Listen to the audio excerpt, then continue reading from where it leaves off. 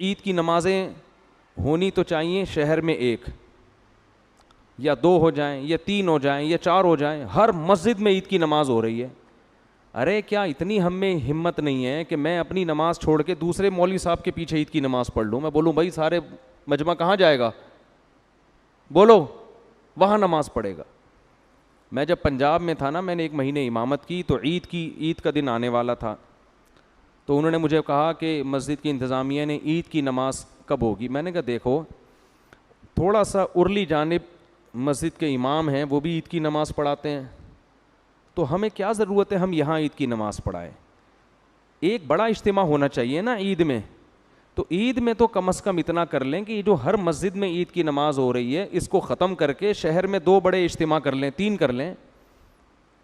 تو میں نے کہا سب سے پہلے میں اس کے لیے قربانی دیتا ہوں، میں اعلان کرتا ہوں میری مسجد میں عید کی نماز نہیں ہوگی، میرے سارے نمازی فلاں مولوی صاحب کے پیچھے نماز پڑھیں گے. سمجھ میں نہیں آ رہی بات؟ تاکہ ایسا نہ اس مولوی صاحب کو جب ہم پیغام بھیجیں تو وہ کہیں اچھا میرے والوں کو اپنے پاس لا رہے ہیں. ٹھیک ہے، میں نے کہا ایسا نہیں ہے، ہم اپنے والے کہاں بھیجیں گے؟ بولو ادھر بھیجیں گے. ایک نماز ہو، بڑا اجتماع ہو. لیکن کمیٹیاں نہیں مانتی.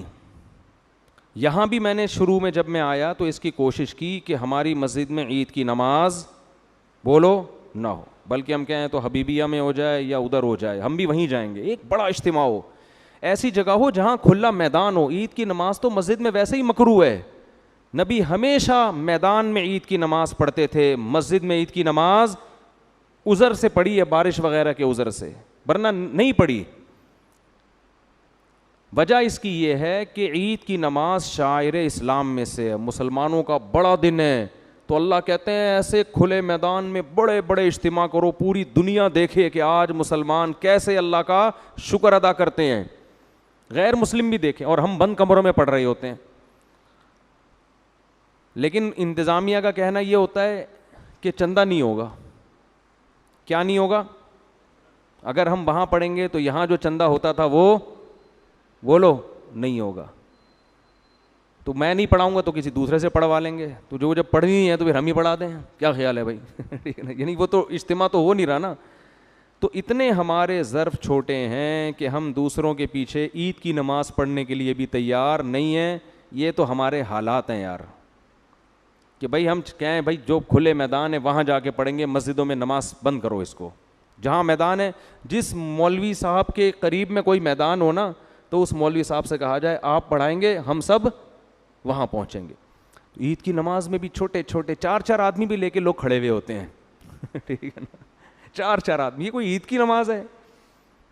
قندھار میں جب ادھر حکومت تھی افغان طالبان کی تو پورے شہر میں ایک عید کی نماز ہوتی تھی. اور جو علماء گئے ہیں وہ بتاتے ہیں اتنا بڑا اجتماع ہوتا تھا. پھر اوپر سے نا وہ جٹ طیارے بھی گھومتے تھے نماز، وہ اور اسلام کی ایک طاقت اور شوکت کو دکھایا جاتا تھا. اور جو ملک کا سربراہ ہے وہ آ کے عید کی نماز پڑھایا کرتا تھا. یہ ایک شاعر اسلام میں سے ہے. تو اتنے چھوٹے، ہر آدمی اخپل طریقے سے چھوٹے چھوٹے عید کے اجتماع کر رہا ہے کہ میرے نمازی وہاں نہ جائیں.